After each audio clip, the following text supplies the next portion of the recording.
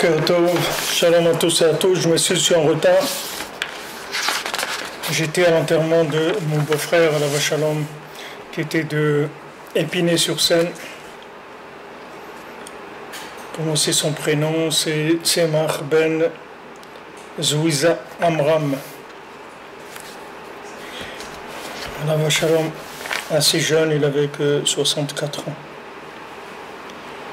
Je vous prie pitié de lui et de son âme, de nous aussi.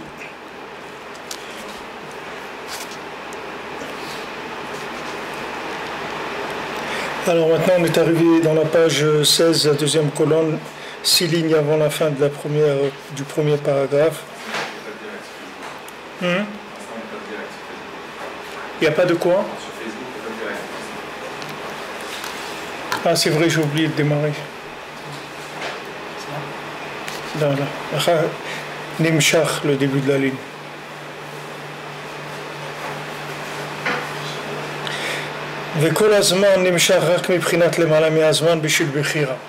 Donc le temps, il ne provient que d'au-dessus du temps. C'est-à-dire le temps, c'est une création d'au-dessus du temps. D'accord? Le temps, c'est un produit de au-dessus du temps. Et pourquoi il a été créé ce produit-là? C'est pour permettre à l'homme d'avoir le choix. D'avoir le choix entre des éléments qui sont au-dessus du temps et qui vont trouver dans ce monde, ou plutôt des éléments qui se trouvent dans le temps, mais qui sont connectables, et les éléments qui ne sont pas connectables. C'est-à-dire, c'est comme un jeu des 7 erreurs. Il y a dans ce monde des éléments qui sont connectables, qui ont un potentiel d'être connectables. C'est ce qu'on avait appris au début. On avait parlé de Klipat Noga.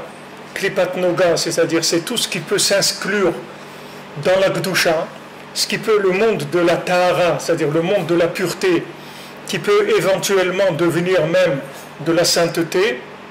Et il y a des éléments qui sont tamés, c'est-à-dire des choses qui sont complètement hors circuit, c'est-à-dire des choses qui servent à rien, qui servent uniquement pour tromper l'œil, pour qu'on puisse avoir le choix. Parce que s'il n'y avait que des choses bien, alors il n'y aurait pas le choix.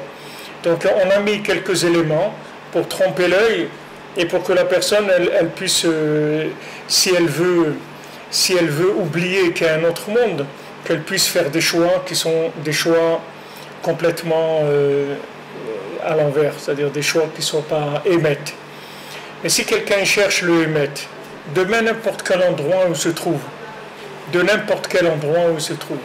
peu importe si c'est un religieux, ou si c'est pas un religieux, ou si c'est qu'il soit dans n'importe quelle religion, dans n'importe quel inyan, s'il cherche, il va trouver le tzaddik à Hémet, il va trouver le tzaddik du Hémet, c'est-à-dire le tzaddik qui est dépositaire exclusif de la vérité absolue dans le monde. Mais maintenant, pour ça, il faut faire des choix et des choix et des choix et des choix sans arrêt. Il y a des choix qui sont plus difficiles que d'autres, il y a des choix qui sont moins difficiles, tout dépend chacun là où il est. Il y a des gens par exemple qui sont des évangélistes, qui m'écrivent, qui ont fait le choix, qui ont commencé à se rapprocher du judaïsme, qui ont se rapproché à Rabbeinu, et tout, ils ont des difficultés avec leur famille, avec leurs amis. C'est un chemin. C'est un chemin. Chacun là où il est, il a le libre arbitre de pouvoir avancer. Donc maintenant le temps, il ne faut pas croire que le temps, c'est quelque chose dont la racine, elle est dans le temps. La racine du temps, elle se trouve au-dessus du temps. Elle n'est pas dans le temps. C'est-à-dire que même si quelqu'un se trouve dans le temps, il a toujours la possibilité de se rattacher au-dessus du temps, puisque le temps lui-même, il a été créé par au-dessus du temps. C'est-à-dire n'importe quel élément qu'il y a dans le temps, il provient d'au-dessus du temps. Comme on dit que Hachem, il a proposé la Torah à toutes les nations, d'accord? Et toutes les nations, elles ont refusé. La seule nation qui a accepté, c'est l'homme Israël. Mais toutes les nations, elles ont refusé. Maintenant, est-ce que Akadosh Baruch Hu ne savait pas que les nations, elles allaient refuser? Hachem, il savait très bien qu'elles allaient refuser. Est-ce que maintenant c'est, comme on dit en français, c'était une offre de Gascon? Ce n'était pas une offre de Gascon. C'était que dans l'offre, dans l'offre, dans la proposition, il y avait une intention de marquer l'humanité par la proposition de la Torah. C'est-à-dire que le fait que maintenant Hachem il a proposé la Torah à toutes les nations, ça veut dire que dans toutes les nations il y a la Torah. Elle se trouve partout. Et celui qui cherchera et qui passera ses classes et qui passera ses examens, il arrivera à la vérité. Il n'y a aucun problème. La porte est ouverte à tout le monde et tout dépend de la recherche de chacun, c'est tout. Mais pourquoi? Parce que le temps, ce n'est pas une entité en lui-même. Si c'était une entité en lui-même, ça serait une catastrophe. Mais le temps, il a été conçu par au-dessus du temps et créé par au-dessus du temps. Uniquement pour le libre arbitre, comme nous dit Rabbi Nathan. On ne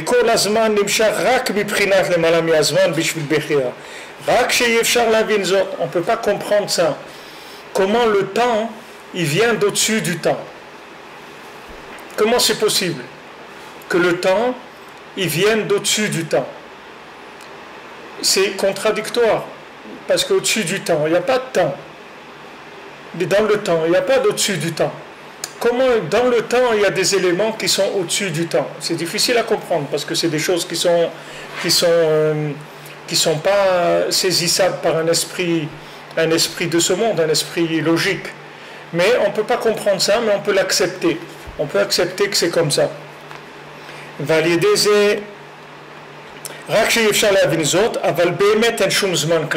Béhémet, le temps, il n'existe pas du tout. Pourquoi il n'existe pas du tout? Parce qu'il se suffit que tu attaches le temps au-dessus du temps et tu vas voir que le temps, il n'existe plus. Voilà, maintenant j'étais à un Levaya, à l'enterrement à Chamichmo. Voilà. Mais tu vois bien que c'est des moments où le temps, il n'existe plus. Il n'y a plus rien. Il n'y a plus de vacances, il n'y a plus de glace, il n'y a plus de musique, il n'y a plus de plage, il n'y a plus de crème solaire, il n'y a plus de lunettes solaires, il n'y a plus de chapeau, il n'y a plus de canne à pêche, il n'y a plus de balles de tennis, il n'y a plus de piscine, il n'y a plus de maillot, il n'y a plus de bateau, il n'y a plus de yacht, il n'y a plus rien du tout. Où c'est parti tout ça? Où c'est parti? Parce que le Zman, il n'existe pas, Béhémet. Dès qu'il y a une Nekuda d'au-dessus du Zman, tu vois quelqu'un qui part pour le dernier voyage, tu vois que tout s'écroule, tout ce qui était temporel, ça s'écroule. Donc tu vois que ça n'existe pas. C'est imaginaire. Alors maintenant, dans cette imagination-là, dans ce monde imaginaire, il faut faire des choix.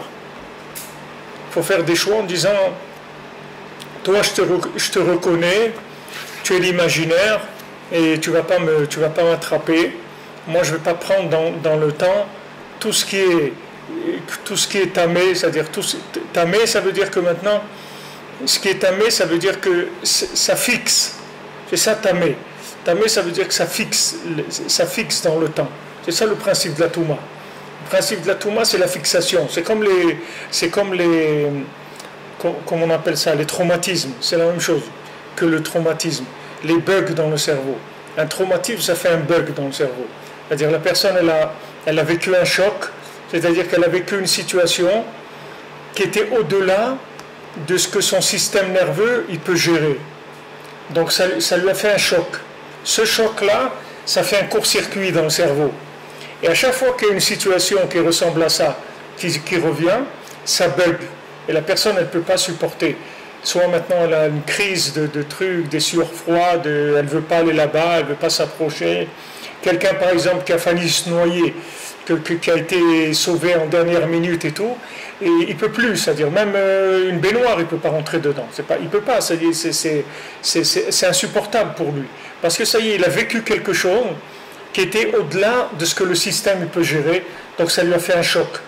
Alors le principe de la Touma, l'impureté, ça fonctionne de la même manière. Ce sont des choses qui créent des chocs. Et ces chocs-là, c'est quoi? C'est des arrêts dans le temps.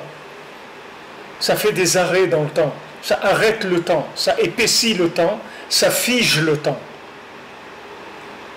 Ça fige le temps. C'est-à-dire que le temps, il ne bouge plus. La Touma, c'est le temps, il ne bouge plus. Alors, les gens qui sont des spécialistes au-dessus du temps, comme les Kohanim, vous voyez que lui, il n'a pas le droit de se rendre tamé. il ne peut pas se rendre impur. Parce que lui, comme c'est quelqu'un que tout son travail, c'est d'élever les gens, de faire passer les gens du temps à au-dessus du temps, puisque lui il travaille dans le Beth Amikdash ou dans le Mishkan, et il va s'occuper de connecter les éléments avec au-dessus du temps. Donc lui, il doit faire très très attention à la Touma, parce que tout ce qui est Touma, c'est de la fixation pour lui. Et lui, il ne peut pas se fixer. Il ne peut pas se fixer, il ne peut pas avoir quelque chose qui va le bloquer, parce qu'il a besoin tout le temps de faire de la connexion. Donc il faut qu'il soit tout le temps disponible. La Touma, ça rend la personne indisponible. Et tu verras que plus les gens ils sont dans l'impureté, et moins ils ont disponibilité de temps. Ils n'ont pas le temps. Parce que leur temps, il est énorme. C'est-à-dire le temps qu'ils ont, il est très très lourd. C'est pas quelque chose qu'ils peuvent gérer. Ils ne peuvent pas le gérer.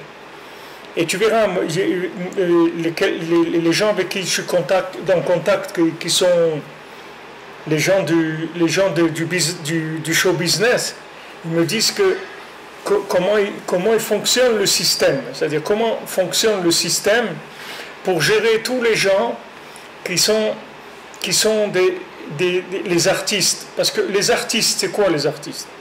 C'est-à-dire la définition d'un artiste, c'est quoi? Un artiste, c'est quelqu'un qui a une sensibilité, qui sent que dans ce monde-là, il y a des choses qui sont au-dessus du temps. Il le sent. C'est-à-dire il sent qu'il y a une arnaque dans le vécu normal. Donc il rejette les systèmes. Il rejette les systèmes. Mais maintenant, comme tout le système, il vit sur ces gens-là, puisque maintenant, si dans le système, tu ne rentres pas un petit peu d'anti-système, le système il va se détruire complètement.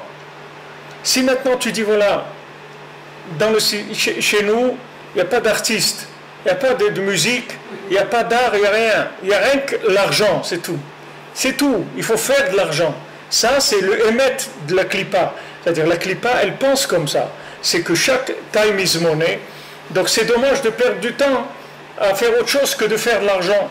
Parce que l'argent, c'est le Dieu des gens qui n'ont pas de Dieu. Donc maintenant, comme ils n'ont pas de Dieu, ils ont besoin d'argent, beaucoup, et tout le temps. Parce qu'ils sont très inquiets sur le futur. Mais maintenant, ils ne peuvent pas vivre dans une tension comme ça tout le temps. Sinon, ils vont s'autodétruire, les gens. Sinon, ils vont se suicider après. C'est-à-dire que ce n'est pas possible. Alors, qu'est-ce qu'il faut? Il faut leur créer des loisirs. Il faut leur créer des distractions. Il faut leur créer de la détente. Il faut créer des... Maintenant, qui est-ce qui va être le fou comment on dit, le fou de service? Voilà, le clown de service, le fou de service, le fou du roi ou le clown de service, c'est les artistes. D'accord? Mais ces artistes-là, il faut qu'eux-mêmes, ils amènent les gens à l'argent. Il faut faire attention. Il ne faut pas que ce soit un artiste qui crache sur l'argent. Parce que s'il crache sur l'argent, il va détruire le système. Donc ce chanteur-là, tu prends un peu Elvis Presley par exemple. Maintenant ce bonhomme-là, il est doué, il chante très bien et tout. Il n'a pas envie de travailler chez Renault ou chez Volkswagen ou chez je ne sais pas quoi.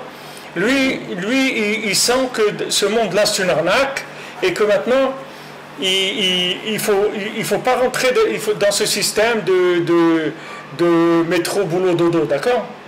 Alors on lui dit, ouais, c'est super, toi t'es super. Alors il dit, bon, alors viens, on va te promouvoir, on va te lancer, tu vas être connu, etc. Alors on le prend, on lui gère sa vie, ses tournées, ses trucs. On le met dans la drogue aussi, parce que bon, il faut qu'aussi ils vendent de la drogue et tout, pour les gens qui sont un peu faibles, tout ça. Il faut leur vendre un peu des trucs pour faire passer le temps, comme on dit, pour que le temps il soit plus facile à avaler. Donc eux, ces artistes-là, qui sont rentrés dans le système, eux, c'est l'essence même de la Touma. C'est-à-dire que tout le temps, il vit sur eux. Il vit sur ces gens-là. Parce que puisque maintenant tu vois qu'il y a des gens qui sont presque à la limite de sortir du temps, et que ça devient les promoteurs du temps, c'est-à-dire qu'ils rentrent, ils sont au service des gens qui sont dans le temps, Donc eux, c'est le top dans le monde du temps. Alors ça, c'est le raisonnement de toutes les cartes, de tous les groupes du Baltfila. Tu prends tout le Baltfila, tous ceux qui étaient tombés dans des hérésies, qui pensaient que le but c'était l'honneur, ou le but c'était de tuer des gens, ou le but c'était d'avoir du manger raffiné, ou le but c'était la force, ou le but c'était la poésie. Tous ces trucs-là, c'était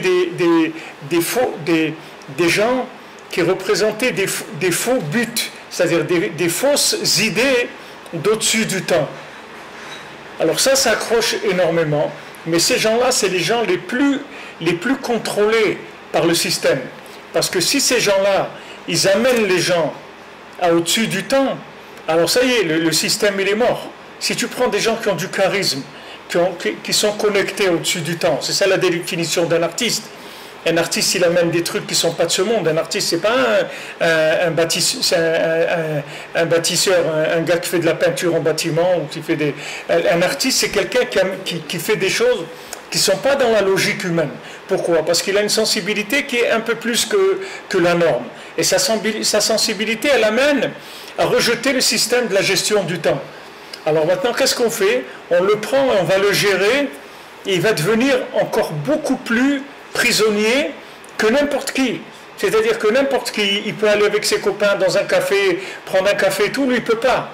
Parce que lui il a des managers, il a des gardes du corps, il a des trucs, il est connu et tout, s'il va quelque part, il y a 100 personnes qui vont... Là par exemple, vous avez un chanteur, je ne veux pas dire des noms et tout, parce que je ne sais pas ce que les gens peuvent faire. Ça. Mais il y a un chanteur qui est très connu, qui commence à être vraiment vieux, c'est-à-dire vraiment il commence à tirer la langue. Et là, ils sont en train de lui faire 5 albums. 5 albums, il doit produire le bonhomme avant de crever. Il n'y a pas, tu vas t'arrêter. Mais attends, je suis multimillionnaire. Non, il n'y a pas. Tu vas produire des albums jusqu'à la dernière minute. Donc maintenant, quand tu es très vieux, on a peur que tu crèves d'un jour à l'autre. Donc tu vas produire 5 albums tout de suite, là. Et une fois que tu vas crever, on va essayer, à titre posthume, d'idéaliser un maximum ton image pour entretenir les gens dans le temps, c'est-à-dire leur donner des petites bouées d'oxygène dans le temps pour pas qu'ils deviennent des révolutionnaires, pour pas qu'ils deviennent des Che Guevara ou des suicidaires ou des antisystèmes. Donc ces gens-là, c'est eux, c'est tout le monde des artistes, c'est eux qui maintiennent le système. Tout le système, il vit grâce à eux, parce que eux, c'est l'oxygène des gens qui sont dans le système. C'est-à-dire le gars, il travaille toute la journée, mais quand il s'arrête, il mange son petit camembert avec son petit verre de vin, et il entend une petite chanson de trucs de Louis Ferré ou de n'importe quoi. Oh, la France, douce France, ah, ça lui amène un peu de... Ça le fait rêver un petit peu, il est bien, ça lui amène un petit peu d'oxygène. Et après, il reprend les travaux forcés. Après, il rentre dans Time is Money. Mais pour que Time is Money marche, il faut que le bonhomme, à un moment, tu lui donnes de la respiration. Au Japon, je crois que j'ai vu une fois, c'est pas maintenant, c'est quelque chose que j'ai entendu il y a très longtemps, je ne sais pas aujourd'hui où ça en est, mais dans les usines, ils ont des pièces insonorisées où les gens ils rentrent, ils crient là-bas, ils tapent sur les murs, tu vois, au milieu du travail. Sur un petit symbole qui a l'effigie du patron. Tu connais ça? Ouais, j'ai vu. Tu as entendu ça? Il y a un petit symbole qui est dessus, c'est la tête du patron. Et ils tapent dessus. Ouais, ça aussi, tu vois. Hein? C'est dû évoluer, hein, c'est dû évoluer. En tout cas, ce que j'avais entendu à l'époque, c'est qu'il y avait des pièces insonorisées où les gens ils avaient le droit de rentrer là-bas quelques minutes dans la journée et ils crient là-bas, et vas-y, défoule-toi, il n'y a pas de problème. Défoule-toi, parce que comme maintenant, ils ont vu que s'ils ne lui donnent pas un moment de défoulement, il travaille moins vite, il est moins productif, donc le défoulement, ça fait partie de la productivité. Et ne croyez pas que le ministère des Sports et des Loisirs, c'est des ministères pour permettre aux gens d'avoir une belle vie. C'est juste une question de productivité, c'est tout. Ne croyez pas qu'il n'y a personne qui est intéressé à faire la Coupe du Monde 2018. Personne n'est intéressé à ça. Mais seulement, c'est un business tellement énorme. C'est des milliards et des milliards d'argent qui se font. Et ça va tellement amener de l'oxygène à des gens pendant plusieurs mois, puisqu'on va commencer depuis les premières émissions et la vente des joueurs et les petites cartes qu'on va faire avec les photos des joueurs, que les gosses ils vont jouer avec ça. Et voilà, et le truc de Milan, il est venu, et l'Allemagne, elle a gagné, et l'autre truc. Ça va faire tellement de trucs dans les cafés, dans les trucs de télévision, ça va faire tellement de mouvements que ça, on en a besoin. Pourquoi? Pour que le gars, il se suicide pas en prison. Pour que le gars ne se suicide pas pendant son esclavage. L'esclavage, il va durer 30 ans, 35, 40 ans. On a besoin de sa rentabilité. Après, on le jette. Après, comme je vous ai dit, ils ont même parlé d'une loi en France pour enlever la sécurité sociale aux gens de plus de 70 ans. À partir de 70 ans, ils t'enlèvent le droit aux médicaments. Il faut que tu payes tes médicaments. Si tu veux te soigner, tu payes. Si tu veux une opération, tu payes. Ça y est, c'est plus gratuit. Pourquoi tu veux qu'ils te payent? Qu'est-ce que tu vas amener au monde maintenant, à partir de 70 ans? Non, mais à partir de 70 ans, vous comprenez, je vais commencer à kiffer un peu avec mes enfants, mes petits-enfants, voyager. Mais tout ça, on n'a pas besoin de ça. On n'est pas du tout intéressé pour que tu kiffes, que tu sois heureux avec tes enfants et tes petits-enfants. Nous, ce qui nous intéresse, pourquoi on paye la sécu, c'est pour que tu bosses, c'est tout. Du moment où tu bosses plus, il n'y a plus de raison. Mon père, à la vache à l'homme, il m'avait toujours dit, quand il est tombé malade, il avait déjà, bon, 94 ans, il m'a dit, mon fils, ne m'emmène pas à l'hôpital. Il m'a dit, regarde, depuis que je suis en Eretz, tous les gens, mes parents, ils sont montés en Eretz en 1973. Mon père, il est niftar il y a 7 ans, donc en 2010, de 73 à 2010, il a vécu en Eretz, donc ça fait 47 ans, 37 ans. Il m'a dit, tous les gens vieux de la synagogue qui sont partis à l'hôpital, ils sont parvenus. Il m'a dit, il n'y a pas un qui est revenu. Et moi, je ne savais pas quoi faire, Bémet, parce que je voulais le laisser à la maison. Il m'a dit, laisse-moi mourir à la maison tranquillement, mon fils. J'ai dit, ça y est, j'ai vécu, laisse-moi tranquille. Il ne savait pas quoi faire. Et je demandais à un grand possèque, d'un grand décisionnaire. Il m'a dit, non, tu es obligé de le soigner malgré lui, même s'il ne veut pas. Même si ce que tu vas faire comme soin et tout, il va vivre 1 minute de plus peut-être, tu as l'obligation de faire tout pour le soigner. Donc je l'ai emmené à l'hôpital. Mais ça n'a pas raté. Je l'ai emmené à l'hôpital. Qu'est-ce qu'il avait exactement? Il n'avait rien du tout. Il n'était pas malade. Donc il est resté à l'hôpital 1 semaine, 2 semaines. Après ils m'ont dit, écoutez, le professeur il est passé, il m'a dit, il n'a rien, Bémet, votre père. Il est fatigué de la vie, mais il n'a pas quelque chose, il n'est pas malade. Alors ils m'ont dit, voilà, il y a une maison de repos qui fait hôpital aussi, alors c'est bien que vous le mettiez là-bas. On l'a mis là-bas, ça pas de 24 heures, 48 heures, ils l'ont tué. En 24 heures, 48 heures, un matin à 9 heures, il me dit, viens, et truc. Je suis venu, il était mort. Mais il n'avait rien. Mais eux, c'est normal, c'est-à-dire il faut les comprendre. Qu'est-ce que tu veux qu'ils fassent avec un vieux de 94 ans dans une maison de retraite? Qu'est-ce qu'il peut apporter au monde? Qu'est-ce que tu veux qu'il apporte au système? Time is money. Qu'est-ce que tu veux qu'il apporte? Il coûte de l'argent. Donc c'est interdit de le maintenir en vie. C'est interdit. On n'a pas le droit. C'est anti-idéologique. C'est anti-communiste, c'est anti-socialiste, c'est anti-capitaliste, c'est anti-trotskiste, c'est anti tout ce que tu veux. Il ne sert plus à rien, le bonhomme. À quoi il sert? Tu sais à quoi il peut servir? Il peut servir à ses enfants, ses petits-enfants, à les rendre joyeux, à leur donner de l'amour, à leur donner toute son expérience, tout son vécu, etc. Mais ça, ils n'en ont rien à faire, le système de ça. Ils n'ont rien à faire de ça.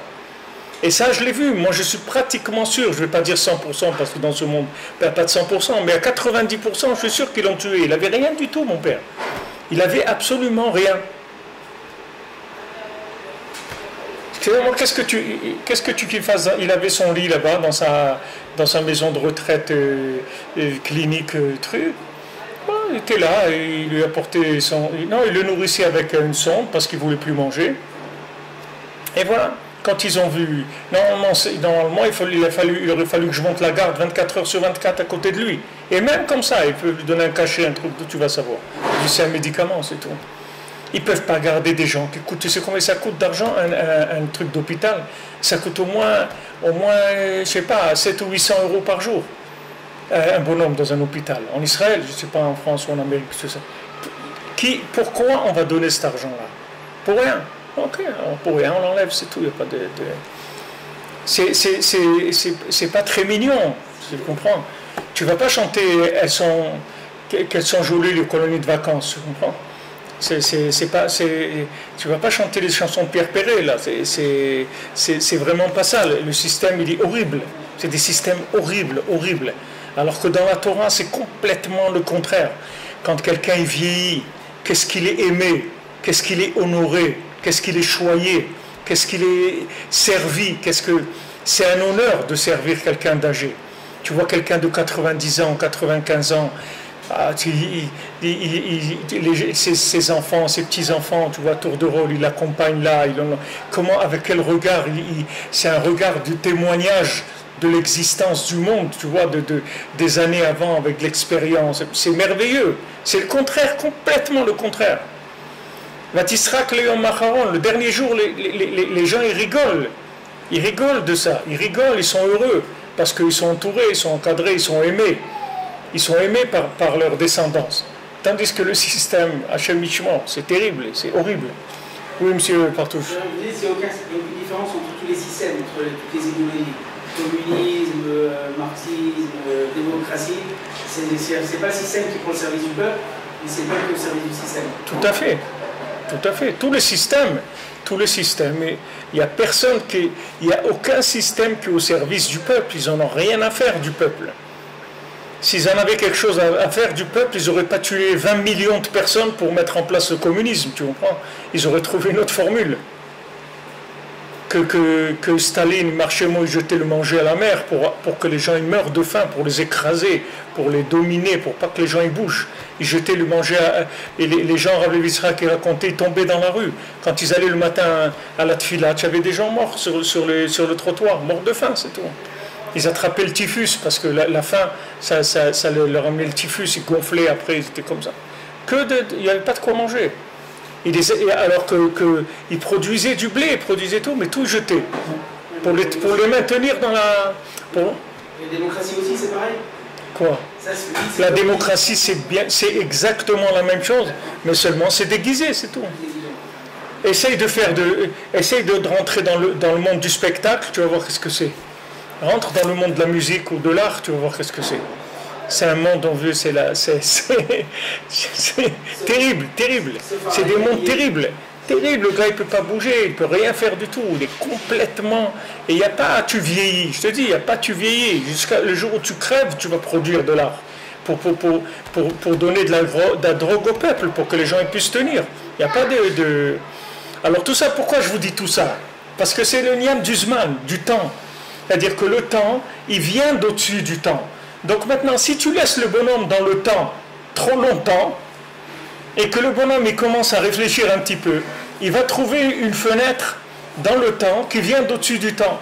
Et il risque de s'échapper par la fenêtre. Donc il faut que tu lui fabriques des fenêtres qui donnent sur des souterrains, tu comprends? Il ne faut pas que tu lui fabriques des fenêtres qui donnent sur l'air libre. Il faut que tu lui fabriques des fausses fenêtres qui sont le ministère du Sport et des Loisirs, pour essayer de lui créer des fenêtres qui sont des fenêtres qui débouchent sur des labyrinthes où le bonhomme il revient, comme dans le Monopoly, il revenait à la case départ, tu comprends? Il te ramène au départ. Et tu es en forme, tu es sorti du concert, waouh, quel concert, c'était super, c'était bien, hein? Alors qu'est-ce qu'on fait maintenant? Aller à un petit resto, un truc, waouh, c'est super. C'est vraiment super. Pourquoi c'est super? Parce que mon ami, demain matin, tu vas attaquer le boulot et comme il faut. Et comme il faut. Essaye de faire du concert tous les jours, tu vas voir, ils vont te mettre. Essaye de faire de ta vie, d'aller dans des concerts et dans des restaurants tous les jours, tu vas voir où tu vas terminer. Il n'y a pas. Tout ça, on te donne à une condition, c'est que tu bosses pour le système. Alors, toutes ces choses-là, surtout le monde de la musique c'est extrêmement puissant pour ça. Parce que la musique, ça ouvre, ça libère. Et la personne, elle a vraiment l'impression qu'elle est libre quand elle écoute de la musique. Et c'est vrai, s'il y avait une vraie musique, elle serait libre, la personne. Je vous avais raconté il y avait Rav Moyal à la Vachalom, avec qui j'ai étudié des années avec lui. Lui, il était de Strasbourg. Et il m'avait dit qu'il y avait quelqu'un qui était un chazan, un chanteur, comme ça à Strasbourg. Une fois, il a dû passer une opération. Et une opération à l'abdomen, je ne sais pas si c'était quoi, mais en tout cas, ils lui ont ouvert le ventre. Alors quand il est arrivé à l'opération, l'anesthésiste est arrivé, il a dit je ne veux pas d'anesthésie. Il dit on va vous ouvrir, je ne veux pas d'anesthésie.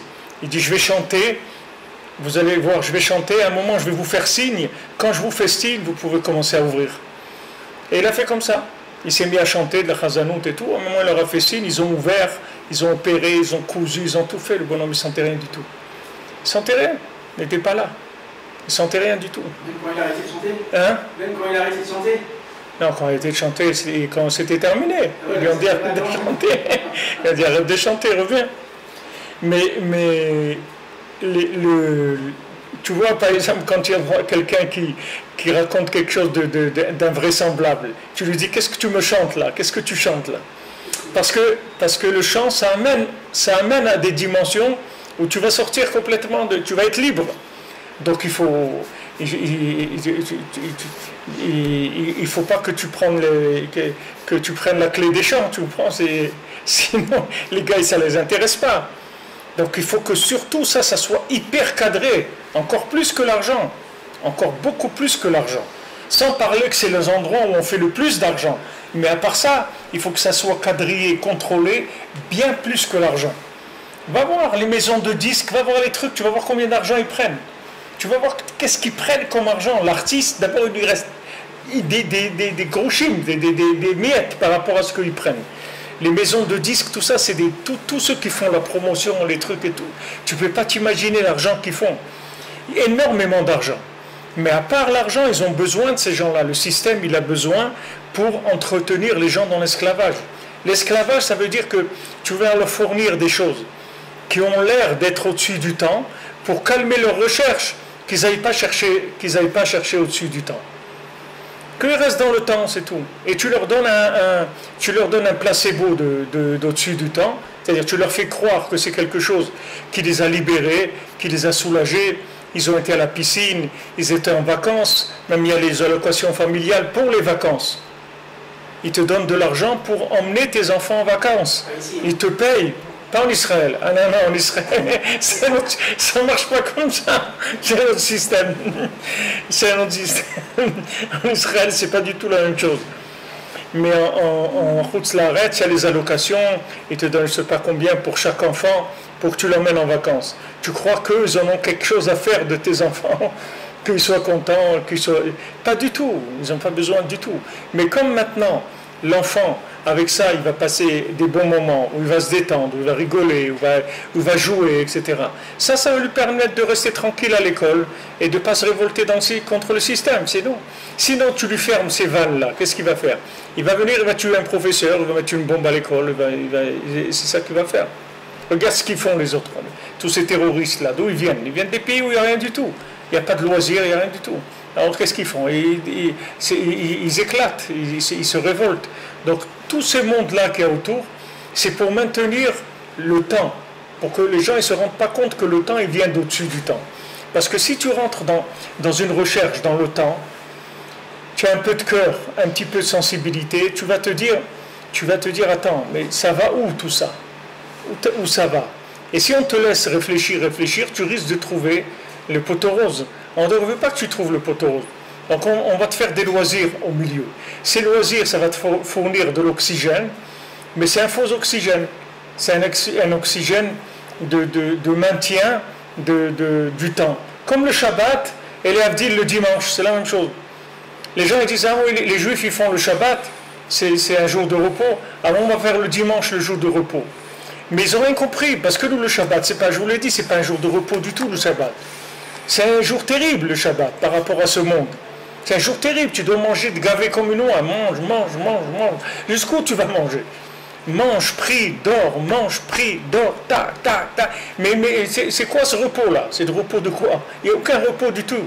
Elle le dit à Noël, Shabbat c'est un jour de travail immense en Dieu. C'est pas un jour de repos. Il s'appelle repos par rapport aux 39 travaux, mais c'est pas un jour de repos du tout. C'est un jour de connexion où tu dois tirer de l'au-dessus du temps pour tenir toute la semaine dans le temps. pour que ton temps de la semaine, tu puisses le supporter et l'élever, pour que tu puisses élever le noga, c'est-à-dire le tahor, tu peux laisser t'élever dans le kadosh. Mais le dimanche, le samedi, c'est pas du jour un jour de repos, le Shabbat. Tandis qu'eux, ils ont copié, ils ont fait le dimanche. Mais le dimanche, c'est quoi? Le dimanche, c'est de l'essence de travail. C'est pas du travail, c'est de l'essence de travail. C'est du hyper concentré du travail. C'est du travail tellement concentré que c'est le repos du guerrier. C'est le repos pour travailler encore plus. Et si tu ne lui donnes pas le dimanche, ils ont remarqué, si quelqu'un ne se repose pas, il va avoir des problèmes.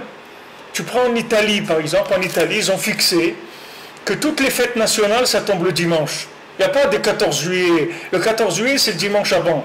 C'est-à-dire, je donne un exemple, ils n'ont pas le 14 juillet, mais toutes leurs fêtes nationales tombent que le dimanche. Ça n'existe pas qu'un gars il va arrêter de travailler pour la fête nationale. 1er mai, ça tombe dimanche.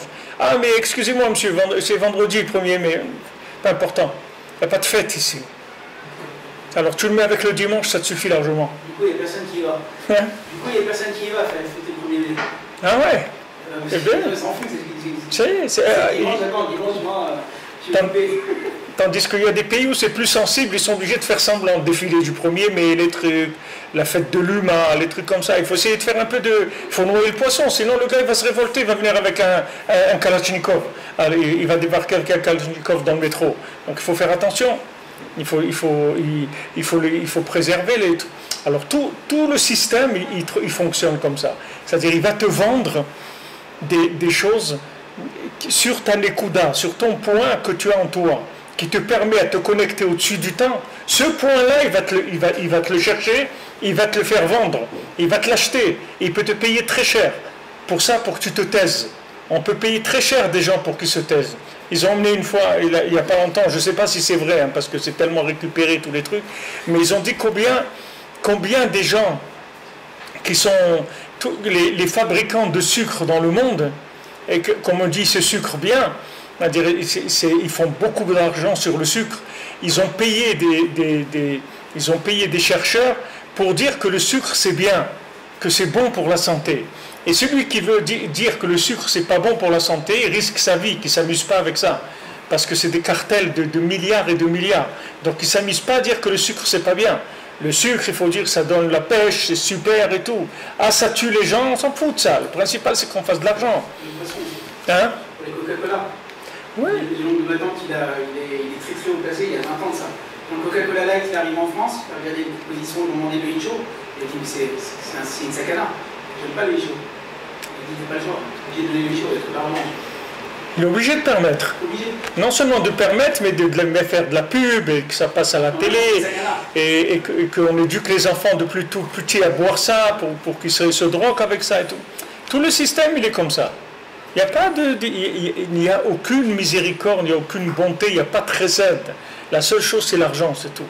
Et alors maintenant, quand vous avez quelque chose qui est votre âme, que c'est votre âme, il y a quelque part où elle est, à des moments, elle tire un peu des signaux d'alarme, elle est pas contente. Alors elle vous dit, mais elle a marre de tout ça, t'en as pas un peu marre de tous ces trucs-là, et tout ce mensonge-là, t'en as pas marre un petit peu.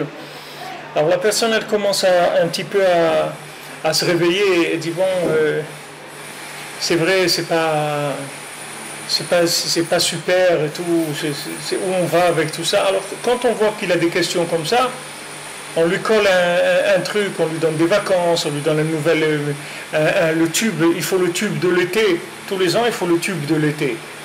Pourquoi le tube de l'été? Parce qu'il faut le rentrer, le bonhomme, dans le tube, dans le YouTube, il faut le rentrer dans un tube, il ne faut pas qu'il se sauve. Donc on va faire le tube de l'été pour l'entuber dans un tube, pour qu'il ne bouge pas. C'est comme ça, tout le système il fonctionne comme ça. Alors il faut attraper les gens, il ne faut pas les laisser libres. Il ne faut absolument pas que ce qu'il y a de bien en eux, ça puisse se connecter au-dessus du temps, parce que sinon c'est la faillite totale de l'argent. Les gens, ils vont cracher sur l'argent comme dans le baltfila. Le baltfila, il leur fait goûter. À peine ils sentent l'odeur de ces plats-là, qui sont cuisinés dans une cuisine qui se trouve au-dessus du temps, à peine ils sentent l'odeur, ils commencent à jeter tout l'argent qu'ils ont sur eux. Et quand ils s'approchent de là-bas, ils ne supportent plus l'argent du tout. Ils ne supportent plus. Ils disent, mais c'est quoi l'argent? Ils voient que l'argent, c'est des excréments mamaches.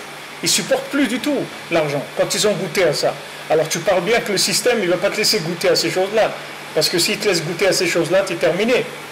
Donc il va faire tout ce qu'il peut pour essayer de te récupérer, de récupérer ton point de connexion avec l'infini. Chacun il a un point de connexion avec au-dessus du temps.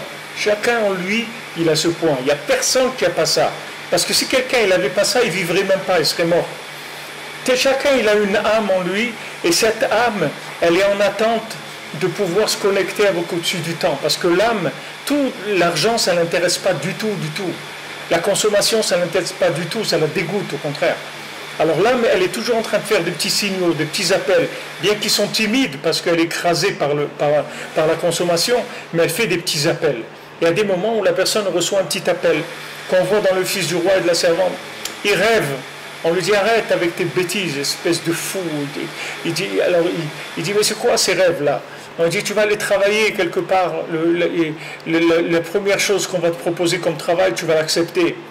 Il ne veut pas, il se réveille, il dit c'est rien les rêves, il rêve une deuxième fois, une troisième fois, et à la fin on lui dit écoute, si tu veux avoir pitié de ta vie, tu as intérêt à aller là-bas et faire ce qu'on te dit. Alors il va là-bas, et là-bas il travaille, c'est dur pour lui, et après il perd le troupeau qu'il gardait, et son patron il était très très cruel, donc il avait très peur que le patron il le tue si jamais il sait qu'il a perdu des bêtes. Alors il courait derrière les bêtes, jusqu'à qu'il rencontre qui? Il rencontre l'homme de la forêt, il rencontre le tzaddik. Et l'homme de la forêt, il lui dit, ça suffit mon ami, ça suffit. Il dit, quoi ça suffit? Il dit, tu as assez couru, cours plus. Il dit, ouais, mais c'est fini. Alors lui, il demande, il dit, mais vous êtes qui vous? Il dit, moi je suis l'homme de la forêt. Moi, mes parents, ils sont nés dans la forêt. Et mes grands-parents, mes arrière-grands-parents, et tous mes ancêtres, ils ont vécu dans la forêt. C'est-à-dire ils ont vécu en dehors de ce système de l'argent, tout ça. Donc n'aie pas peur, tu vas venir chez moi et moi je vais te dire comment tu vas retrouver ta place. Et cet homme-là, c'est lui qui lui donne la clé, comment retrouver le chemin pour retrouver sa royauté. Alors tous, on passe par cette histoire-là. Cette histoire, ce n'est pas l'histoire qui a été racontée à l'époque que Rabbeinu l'a raconté ça quand il a entendu parler de Napoléon. Donc il a entendu le principe on lui a dit voilà, il y a un Napoléon qui veut conquérir le monde, etc. Alors Rabbeinu il a dit tiens, une fois il y a une histoire déjà comme ça, qu'il y avait un fils de roi, un fils de servante qui est devenu roi. Parce que Napoléon c'était un fils de servante. Maintenant tout le système qu'il a mis en place Napoléon, le consistoire, tout. C'est quoi le consistoire? Une synagogue du consistoire, c'est tout. Il y a tout. C'est-à-dire, ça ressemble à une synagogue, mais c'est tout sauf une synagogue. Parce que qui est-ce qui commande dans la synagogue du consistoire? C'est le président qui n'est pas religieux, c'est lui qui commande. Ce n'est pas le rabbin. Le rabbin, il doit se taire, il n'a pas le droit à la parole. Et quand il y a des rabbins, et si jamais le président lui fait les gros yeux, alors attends mon ami, les 4 000 € là, que tu t'empoches par mois, et ils vont sauter, hein, alors reste tranquille. Alors le rabbin... Il lui fait 2-3 petits trucs, le gars il a peur. C'est un rabbin, le pauvre, il a une famille aussi, qu'est-ce qu'il va faire? Alors le président en général, c'est un avocat ou un médecin ou un truc, ou un chirurgien, un truc comme ça. Il met sa kippa pour venir à la synagogue et c'est tout. Et c'est lui qui dirige. Donc avec ça il a suffi qu'il fasse ça pour qu'avec ça il a détruit tout le système. C'est-à-dire que le gars il est sûr qu'à la synagogue, jamais il va se connecter avec Hachem. Jamais, parce qu'il lui a inversé le système. Il a mis le fils de servante, il l'a mis qui dirige. Alors que ce président, ce docteur, il est très très mignon, il n'y a pas de problème, il est très gentil, mais si c'est le dernier qui doit être le président de la synagogue, lui il doit venir comme tous les fidèles, s'asseoir et écouter le rabbin. Et le rabbin, il doit pouvoir ouvrir son cœur et dire ce qu'il a à dire. Et dire ce qu'il a à dire. Et s'il a envie de dire à des gens des choses qui vont être un peu dures, il doit pouvoir le dire. Et il doit dire que les femmes, elles ne doivent pas rentrer dans l'endroit des hommes pour embrasser le Sefer Torah, alors il doit pouvoir le dire. Mais comme maintenant, il a peur que l'autre lui fait sauter sa paye et les trucs et tout, ça y est, on est retombé dans le système de l'argent, et ça y est, on a tout récupéré le système. Donc il a dit, des synagogues, il n'y a pas de problème, mais il faut que je vous l'inverse, la synagogue, pour que le point d'infini qui est en toi, il ne trouve pas d'ouverture. Il ne trouve pas une ouverture, que le gars qui dirige, il ne puisse pas Bien sûr que c'est pas ce que je vous donne, c'est des schémas. Il se passe toujours, au prochain, il y a toujours, même comme ça, on arrive toujours à trouver des ouvertures. Il y a toujours quelqu'un qui va faire un cours ou qui va venir ou qui va. Il y a toujours une possibilité, mais seulement c'est beaucoup, beaucoup plus dur parce que le système il est inversé. Tandis que si tu rentrais dans une synagogue où les gens ils sont là parce qu'ils ont envie d'être là, tu vois même ici à Breslev, tu rentres à Breslev, tu vas voir toutes sortes de gens. Toutes sortes de gens. Pourquoi? Parce qu'il n'y a pas de rave dans la synagogue. Il n'y a personne qui a le droit de te dire quelque chose. Et si il te dit quelque chose, tu peux lui dire, tu es le patron de la synagogue, c'est à toi la synagogue. Il va te dire non, excuse-moi, ok. Tu n'as pas le droit, du moment où je ne gêne pas le fonctionnement de la prière, tu ne peux rien me dire. Tu ne peux rien me dire. Tu n'as pas le droit de me faire un reproche ou de me faire une remarque. Pourquoi? Parce qu'ici, c'est la maison du bon Dieu. C'est tout. Ça ne t'appartient pas. Tu veux gérer la maison du bon Dieu parce que tu penses que c'est une mitzvah, tu vas être le shamash et tout, pas de problème. Mais tu n'as pas le droit de me faire un reproche.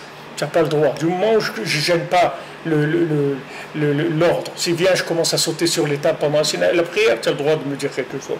Mais si je suis un bon adam, je m'assois, je prie, maintenant je veux prier en espagnol, où j'ai envie de lire des poésies hindoues ou n'importe quoi pendant la prière, tu n'as pas le droit de me dire quoi que ce soit. Tu n'as pas le droit. C'est un endroit de recherche pour Beti Betefila Ikarel Kolaami. Ma maison, c'est une maison de prière pour tous les peuples. Parce que cette maison, c'est là où on peut connecter le bien qui est en nous. Donc si là-bas tu commences à me faire des inversions, on ne va jamais s'en sortir. Tu m'enlèves toutes les chances de me trouver. Tandis que maintenant, si tu me laisses m'exprimer dans cet endroit-là, laisser le bien qui est en moi se connecter, alors ça y est, je vais vers la vérité. Je vais vers la vérité, je vais me libérer du temps. Je vais me libérer du temps. Quand je vais comprendre que le temps n'existe pas, eh ben, je vais le prendre le temps, c'est tout. Je vais prendre le temps. Je vais prendre le temps de vivre, je vais prendre le temps d'étudier, je vais prendre le temps de prier, prendre le temps de me promener, je vais prendre le temps. Pourquoi? Parce que je sais qu'il n'existe pas, donc je le prends. Mais pour arriver à cette conscience-là, il faut qu'on te laisse des connexions. Si on ne te laisse pas faire des connexions, tu ne vas pas arriver. C'est quoi qui est au sommet de la pyramide? C'est l'argent ou c'est une idéologie qui a besoin de contrôler les gens? C'est-à-dire si c'est une idéologie, l'arme la plus puissante de cette idéologie, c'est l'argent. C'est-à-dire, comme vous avez expliqué, je mets une consistoire pour avoir des bêta-clés, mais j'ai tout inversé parce qu'il y a le bâton et l'argent. Mais à la base, c'est une idéologie. Ou alors l'idéologie tout en haut, c'est l'idéologie, c'est rien du tout, une idéologie. C'est un moyen d'arriver quelque part. Une idéologie, elle a un but. L'idéologie, c'est pas une finalité. C'est le pouvoir. C'est ce que tu veux, mais le principe de l'idéologie, c'est pour arriver quelque part. Un idéal, c'est pour t'amener quelque part. Ce n'est pas l'idéal en lui-même. L'idéal, il y a un idéal pour une chose ou pour une autre. Mais l'argent, c'est le remplacement de Dieu pour les gens qui sont dans le temps. C'est tout.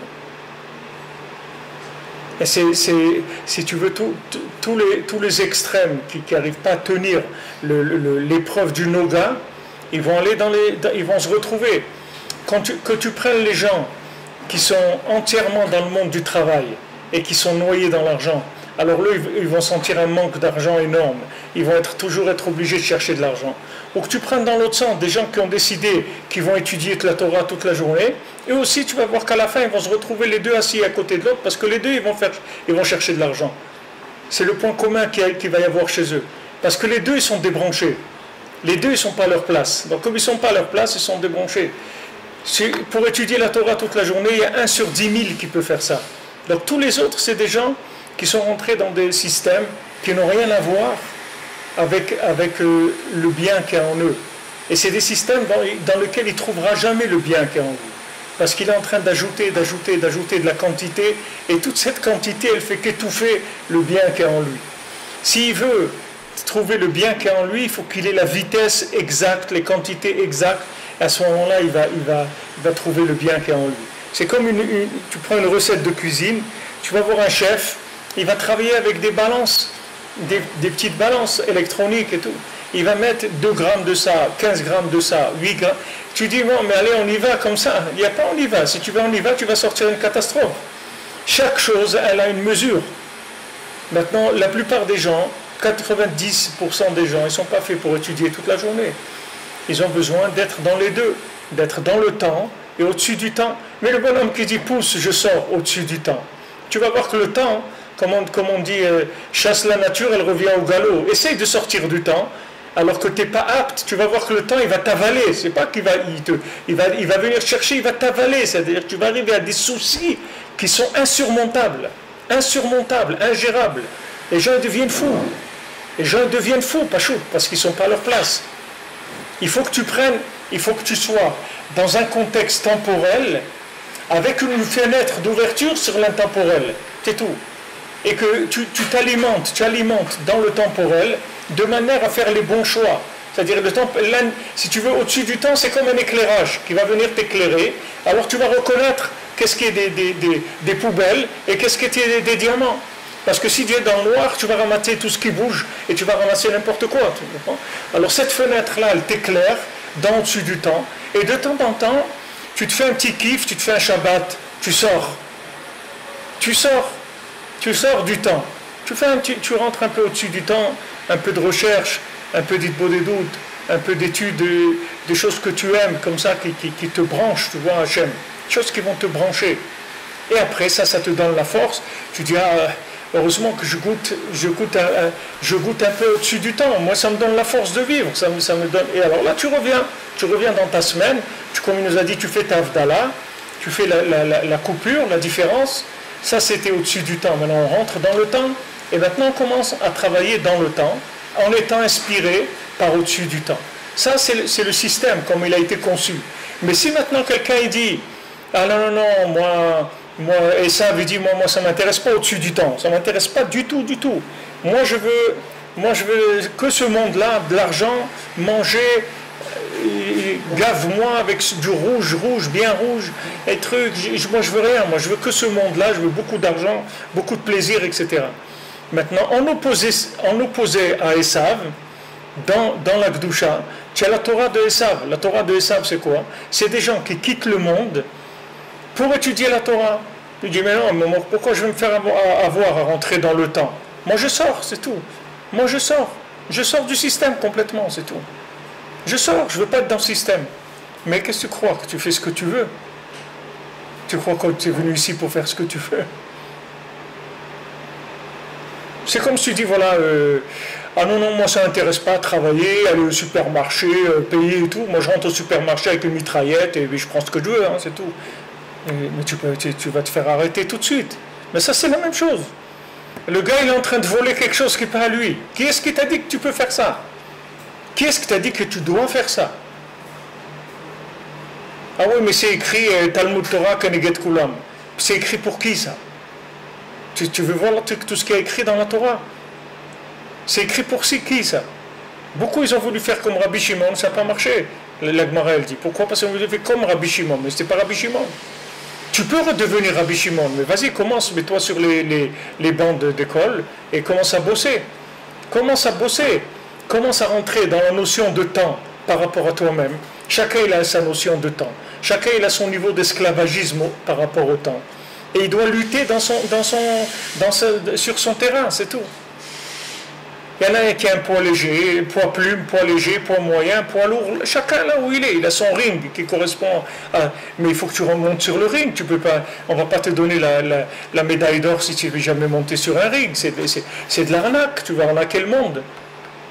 Il y a quelques-uns qui sont des neshamot spéciales qu'Hachem il envoie dans le monde pour éclairer le monde, c'est tout. C'est des âmes spéciales. Ce n'est pas des âmes courantes. Et les gens, ils ont fait de ça des systèmes d'antisystèmes. On dit non, pourquoi on rentre dans le système? Non, on ne veut pas. Mais tu vas voir que non seulement tu vas te faire rattraper par le système, mais tu vas devenir pire que quelqu'un qui a progressé gentiment, doucement. Tu vas voir que tu vas devenir pire. Comme Rabbeinu il a dit à son élève, qui était un riche, il a dit je veux que tu deviennes un mendiant. Et l'autre il s'est sauvé, il a dit oh là, ce rave-là, je veux pas, moi je vais devenir un mendiant, ça va pas. Il était riche, c'est un banquier, il avait des banques et tout, il était riche. Et il s'est sauvé, et il a tout perdu, et il est devenu un mendiant. Après il est venu chez Rabbeinu lui dit alors, qui est-ce qui avait raison? Quand je t'ai dit de faire ça, fais-le, c'est tout. Maintenant quelqu'un il veut devenir Rabbi Shimon, il n'y a pas de problème. Mais tu peux pas venir en terminale si tu ne sais pas lire. Tu ne peux pas rentrer en terminale si tu ne sais pas lire. Tu ne peux pas rentrer à l'université si tu ne sais pas lire et écrire. Viens, assieds-toi, rentre à l'école primaire, fais Kamatz Aleph, commence à apprendre à lire, et avance. Et tu es libre. Vas-y. Le Rambam, il te dit les 3-8. Tu travailles 8 heures, tu étudies 8 heures, et tu manges et tu dors 8 heures. Vas-y, tu as les 3-8, il n'y a pas de problème. Regarde le jeune qui était hier, il nous a dit à l'armée, il dort 4 heures par nuit, c'est tout, on leur apprend. Qu'un jeune, il dort 4 heures par nuit, c'est tout. Je me rappelle, en France, il y avait un monsieur qui faisait quelque chose qui s'appelait Dvar Torah. Je ne sais pas si ça existe toujours. Mais à l'époque, il avait une association, il faisait des cassettes, des shiurim, du Rav Sitruk, des trucs, après c'est devenu des CD et tout. Enfin, j'étais en contact avec lui, je vous dis ça il y a 35 ans. Et une fois, je sais pas, il m'a appelé pour me demander quelque chose, tout ça, alors je lui dis, je m'excuse, mais j'ai pas le temps de vous faire ça, etc. Et il m'a dit, comment vous n'avez pas le temps? Il me dit, combien d'heures vous dormez par jour? Je lui dis 5 heures. Il me dit, c'est trop. Il me dit, moi je dors 4 heures. C'est trop 5 heures. Pourquoi vous dormez 5 heures? 4 heures, ça suffit. Vous n'avez pas besoin de 5 heures. Moi je croyais que je dormais 5 heures. J'étais déjà pas beaucoup. Il me dit, c'est beaucoup, c'est 4 heures. C'est vrai, un gars qui est à l'armée, regarde, il dort 4 heures. Il dort pas plus que 4 heures. Et tu vois que le gars, il est pas mort, il n'a pas de problème. Parce qu'ils sont boostés, ils sont boostés on leur apprend à se dépasser, on leur apprend à faire des choses qui sont... Alors si tu veux vraiment étudier, vraiment être un Talmid Chacham, et en même temps être quelqu'un qui respecte les règles du jeu, parce qu'il y a des règles du jeu, il y a le temps. Tu ne peux pas dire tous, je veux sortir du temps. Tu n'as pas le droit de dire ça, tu ne peux pas. On t'a mis dans le temps. Tu veux, sors, c'est tout. Vas-y, sors. Comment tu vas sortir? Comme il a dit Rabbi Nathan à son élève, tu as ton magasin, il dit je vais arrêter le magasin, je vais étudier toute la journée. Alors Rabbi Nathan il dit maintenant tu as de l'enthousiasme, quand cet enthousiasme il va partir, qu'est-ce que tu vas devenir? Tu sais qu'est-ce que tu vas devenir? Il ne lui a pas dit Rabbi Nathan, mais moi je veux dire qu'est-ce qu'il va devenir le bonhomme. Il va aller piquer dans les casiers des gens, des trucs, du manger, il va aller demander de l'argent aux gens. Et tout. Pourquoi tu veux que les gens lui donnent de l'argent? Pourquoi les gens ils vont te donner de l'argent? Pour étudier. Qu'est-ce que tu amènes au monde? Ah, mais j'étudie, il faut me donner de l'argent. Mais qu'est-ce qui a dit ça? Où c'est écrit ça? C'est écrit Samar Zevulun Betzetecha, Ve Sachar Beolecha. La Torah elle dit sois joyeux, Zevulun, dans tes sorties, et aussi Sachar dans ta tente. Mais on dit et aussi Issachar. D'abord on met Zevulun avant, parce que Zevulun c'est lui qui amène l'argent. Si Zevulun ne faisait pas du commerce, Issachar ne ferait rien du tout. Qu'est-ce qu'il va faire, Issachar? Il va les mendier dans la rue. Qu'est-ce qu'il va faire? Rien du tout. Alors Zevulun, c'est lui d'abord qui en prend. Et il est Samar, Zevulun, etc. Tu dois être joyeux dans tes sorties. Et aussi Issachar dans son OL. Lui aussi, Issachar dans son centre d'études, aussi, lui aussi. Mais tu ne peux pas mettre inverser les systèmes. Maintenant, tu veux arriver, il n'y a aucun problème. Viens, passe tes examens. Et réussis, tu ne vas pas faire comme les Russes, ils arrivent, ils sont tous médecins, ingénieurs, ils achètent les diplômes. Tu comprends? Ça ne marche pas comme ça, on n'achète pas des diplômes. Il n'y a aucun problème, tu vas arriver, vas-y, travaille 8 heures par jour, étudie 8 heures par jour. Et tu vas voir comment ça va se décompter. Tu vas voir au bout de 5 ans comment ça marche. Au bout de 10 ans, comment ça marche. Tu vas voir que automatiquement ça va se régler. Soit tu vas aller plus d'un côté, soit tu vas plus de l'autre. Ou tu vas rester comme ça, c'est tout. Mais rentre dans le temps. Rentre dans le temps et bats-toi contre le temps. Et élève le temps. On parle toujours d'élever le temps. On parle de purifier. On ne parle pas de se mettre dans un truc où il n'y a rien à faire. On parle de purification, ça demande un effort permanent. Alors les gens disent, ouais mais j'ai peur, moi si je travaille, après ça y est, je ne vais plus étudier. Mais si tu travailles et tu n'étudies plus, ça veut dire que vraiment, tu ne voulais pas étudier. Ce n'est pas ton truc. Parce que celui qui travaille, qui veut étudier, jamais tu vas lui enlever l'étude. Hein. Jamais tu vas... Moi quand j'ai discuté il y a quelques années avec un Roche Kollel ici, il m'a dit les Talmidei Chachamim, ce n'est pas les gens qui sont au Kollel. Les Talmidei Chachamim, c'est les gens après le Kollel. C'est-à-dire quand ils sont en dehors du kollel, qu'ils étudient encore après les 8 heures du kollel, ils étudient encore 8 heures. Ces gens-là, ça devient des Talmidei Chachamim. Mais le gars qui va au kollel et en dehors du kollel, quand il rentre chez lui, et le gars il est avec le téléphone, ou il va se balader ou n'importe quoi, je veux dire, tu peux être sûr, jamais il va jamais percer le plafond, bonhomme. Tu peux être tranquille. Alors maintenant, tu veux, il n'y a pas de problème, c'est ouvert, mais passe dans les règles du temps.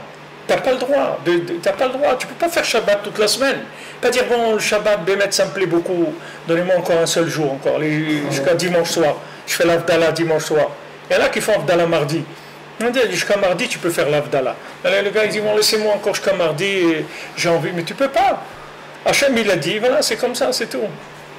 Même si tu fais Kiddush, tu n'as pas fait vendredi soir, et tu fais Kiddush Shabbat matin, tu dois faire Kiddush. Le Kiddush, c'est tout le Shabbat, jusqu'à Motzei Shabbat, jusqu'à la Shkia de Motzei Shabbat, jusqu'à le coucher du soleil de la fin du Shabbat, tu as l'obligation de faire le Kiddush du vendredi soir. Et maintenant, si tu es déjà rentré dans la Shkia, tu fais sans le Shem au Malchut. Mais sinon, si par exemple tu t'es endormi, tu étais hyper fatigué, n'importe quoi, tu t'es dormi depuis un vendredi après-midi jusqu'à Shabbat après-midi, quand tu te réveilles, tu dois faire Kiddush du vendredi soir. Seulement, tu ne fais pas Vaïchou Hashamayim Va'aretz Bechol, parce que Hachem il s'est arrêté de travailler le vendredi après-midi. Ça y est, c'est passé. C'est-à-dire maintenant tu es dans Shabbat, tu ne peux plus faire Vaïchou. Vaïchou, c'était vendredi qu'il fallait faire ça, mais pas Shabbat. Shabbat, on ne parle plus de ça. Donc le Shabbat, c'est le Shabbat, tu ne peux pas vivre Shabbat tous les jours. Ça, c'est la notion du temps avec le filtrage d'au-dessus du temps. Mais sachez que cette fenêtre-là, d'au-dessus du temps, ça s'appelle dans la Kabbalah, ça s'appelle le cave, un cave. C'est-à-dire il y a une ligne d'infini qui descend dans ce monde. C'est une ligne.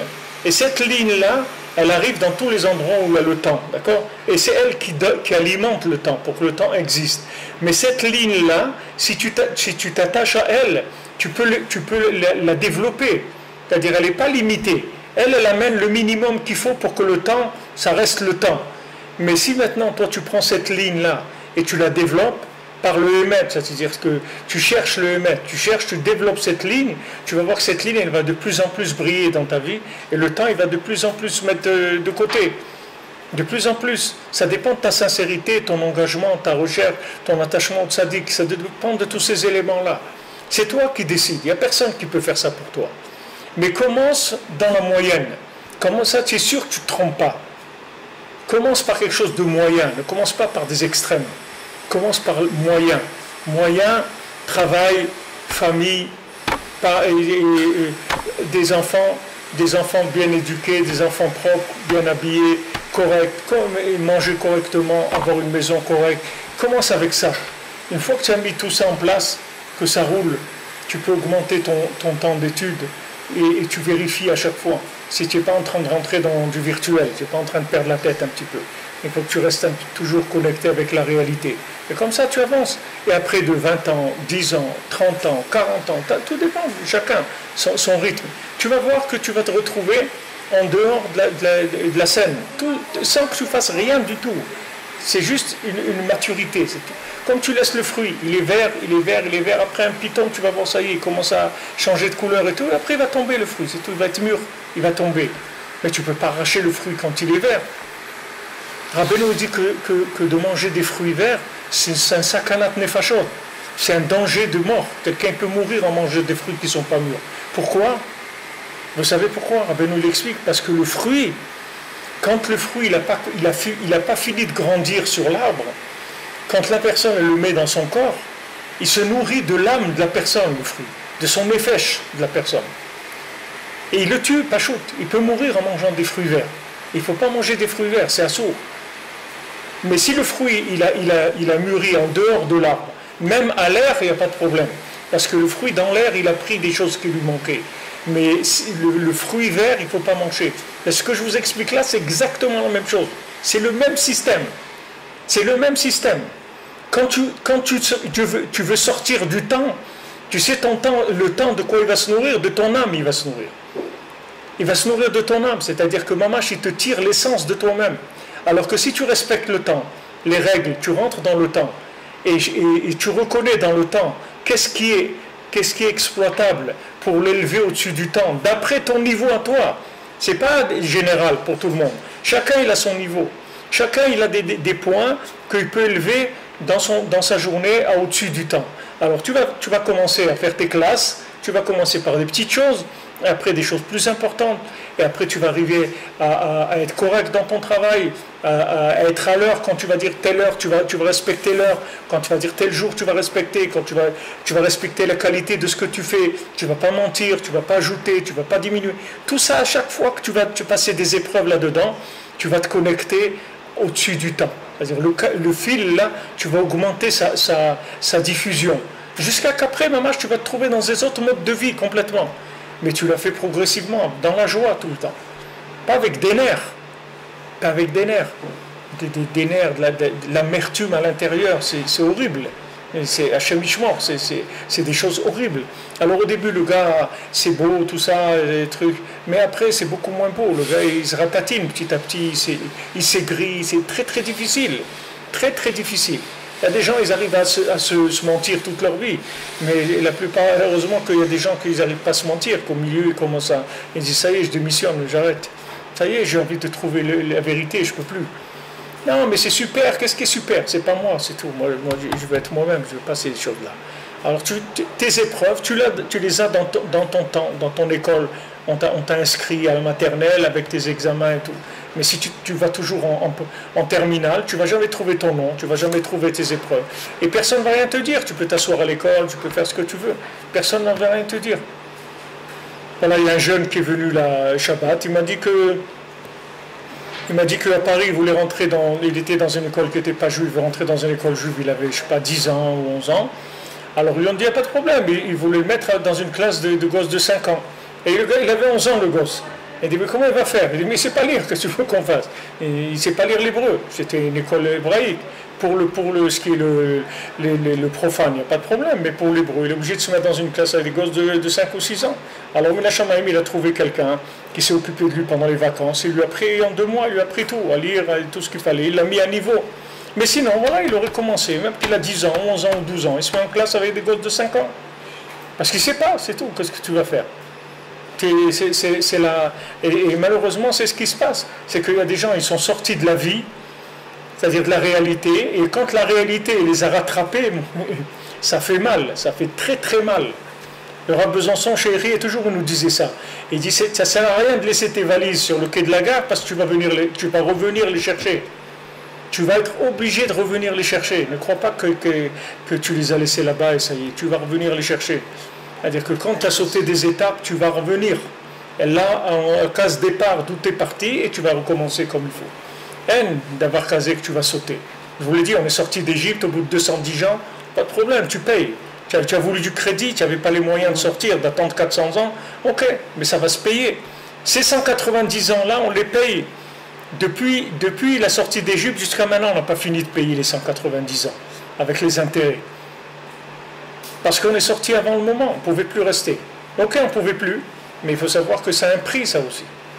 Alors des gens, ils sont entrés dans des systèmes boostés, et après la famille, elle ne tient pas, il y a des problèmes énormes. Il faut faire attention. C'est-à-dire le temps, c'est quelque chose d'extrêmement puissant. Ce n'est pas quelque chose que tu peux jouer avec. Mais si tu as une méthode, tu peux commencer à l'alléger, à le rendre plus léger, le désacraliser aussi, et petit à petit à l'élever. Bezrat Hashem. Be'atzlacha, bonne journée. Je m'excuse qu'on a commencé en retard.